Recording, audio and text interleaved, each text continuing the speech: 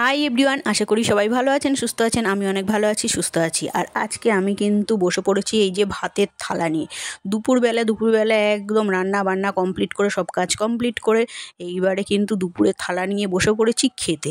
আর খাওয়ার স্টাইল দেখুন, দরজার সামনে একদম বসে পড়েছি হাঁটু গেড়ে, এক পায়ে মানে এক পা হাঁটুটা এরকম ভাঁজ করে আর এক পা ফোল্ড করে এইভাবে বসে খেতে বসেছি আর কি। এইভাবে কে কে খেতে বসে জানি না, আমি তো এইভাবেই খেতে বসে পড়ি। যখন যেখানে মন চায় তখন সেখানে এইভাবে ভাতের থালা নিয়ে বসে পড়ি খেতে। আর বেশিরভাগই আমি এই রকম খেতে বসি, নয়তো পা মেলে খেতে বসি, কখনো ইচ্ছা হলে বাবু হয়ে একদম আসন কেটে সুন্দর করে পরিপাটি করে বসি। আমার যখন যেরমভাবে খেতে ইচ্ছা করে আমি তখন সেরকমভাবে খাই। আর এইভাবে জানি খেতে নেই, ছোটোবেলা থেকে শুনতে শুনতে এই কথাটা শুনতে শুনতে কানটা প্রায় মনে হয় আমার একদম পচে গেছে। ঠিক আছে, জানি না কেউ এরকম আমার মতন এইভাবে খেতে বসে কি না, সেটা আমার জানা নেই, কিন্তু আমি এইভাবে বসে পড়ি। বহু সময় বহু জনের কাছে এই খেতে বসা নিয়ে আমি যা মুখ শুনেছি ছোটোবেলার থেকে, মানে কি বলবো আর। তারপরে আজকে তো খাবারে দারুণ দারুণ রেসিপি হয়েছিল। মাছের ঝোল ভাত, আর হচ্ছে লাল শাক করা হয়েছিল। লাল শাক যেটা হচ্ছে আমার খুব পছন্দের। ভাতগুলো একদম লাল টকটকে হয়ে যায়, খেতে কিন্তু দারুণ লাগে, দেখতেও ভালো লাগে,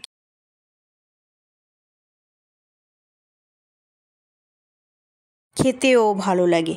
তো যাই হোক, খাওয়া দাওয়ার পর্ব তো চলছেই, আর তার সঙ্গেও কিন্তু মাছের ঝোল ভাত, মানে মাছে ভাতে বাঙালি, মাছ তো থাকবেই থালায়। তো যাই হোক, রোজ না হোক মাঝে মধ্যে তো খেতেই হবে। তো সেই রকম মাছও নিয়ে নেওয়া হয়েছে।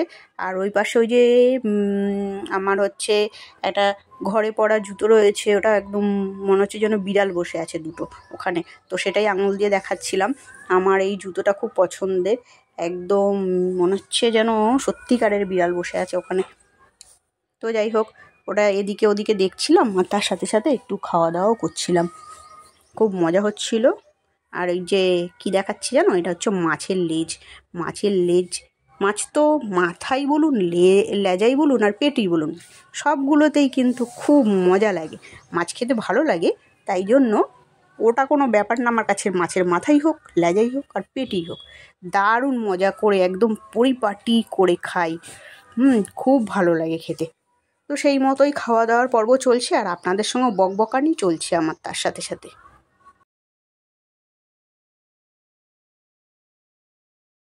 চারিদিকে এত শব্দ, আমরা যেখানে থাকি সেখানে মনে হয় দিন রাত 24 ঘন্টা বক্স বাজতেই থাকে। এখানে কোনো রকম কেউ কমপ্লেন করে না, সবাই মনোযোগ সহকারে এইসব গান বাজনা শোনে। এখানকার লোকেদের খুবই ভালো লাগে, কিন্তু আমার ভালো লাগে না। সারাক্ষণ গান চলছে, দিন নেই রাত নেই, 24 ঘন্টা মাথা খারাপ করে দেওয়ার মতন চলতেই থাকে। কিন্তু কিছু করার নেই, এই নিয়েই জীবন, এই নিয়েই চলতে হবে। তো আর তো কোথাও যাওয়ার জায়গা নেই।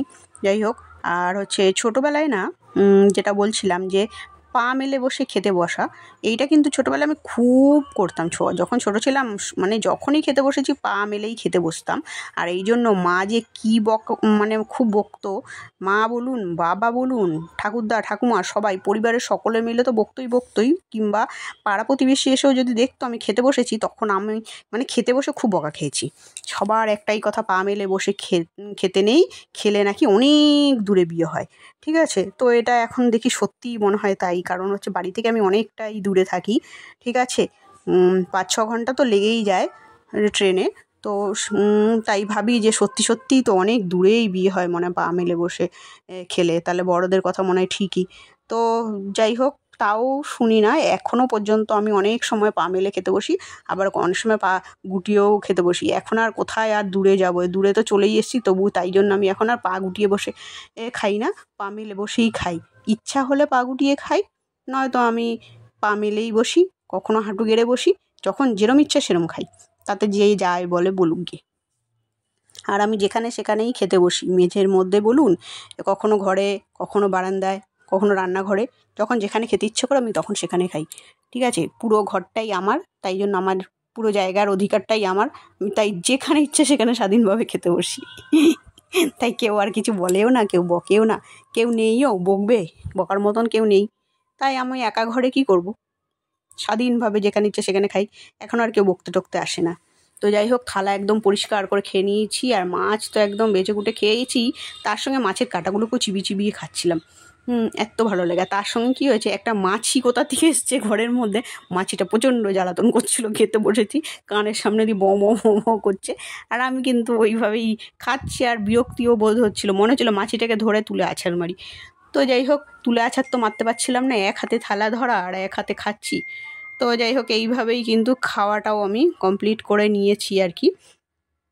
আর তো রান্নায় তো হয়েছে সেই স্বাদ, মানে কি বলবো, আমার নিজের রান্নার প্রশংসা আমি নিজেই করি, ঠিক আছে?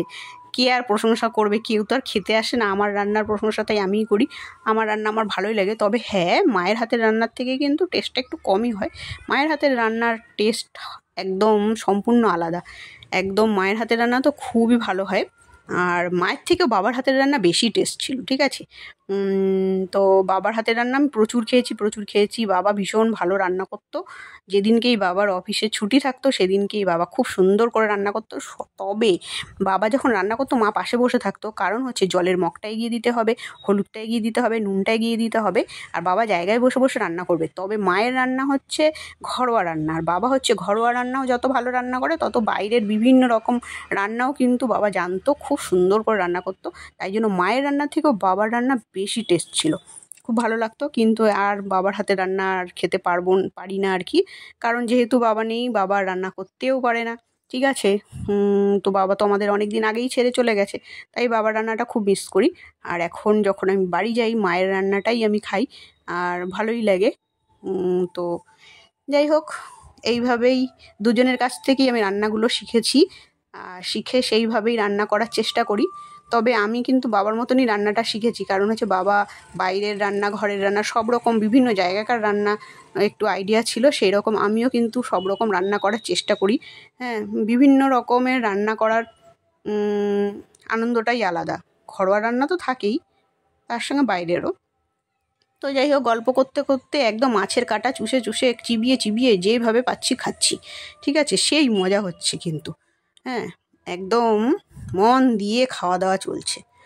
কাটা মাছ তো শেষ হয়ে গেছে, কিন্তু কাঁটাগুলো যতক্ষণ না আমি চিবিয়ে একদম গুঁড়ো গুঁড়ো করছি, ততক্ষণ পর্যন্ত শান্তি নেই। তো যাই হোক, এইভাবে খাওয়া দাওয়ার পর্ব চলছে, আর আপনারা কিন্তু ভিডিওটা পুরো দেখবেন, যতগুলো ভিডিও ছাড়ি না আপনারা পুরোটা দেখবেন, আর লাইক করবেন, ঠিক আছে? আর প্রচুর প্রচুর প্রচুর শেয়ার করবেন, ঠিক আছে? আপনাদের এই লাইকের অপেক্ষায় আমি থাকি, আমার ইচ্ছা করে যে একটু আপনারা লাইক করবেন, আমি একটু আনন্দ পাই।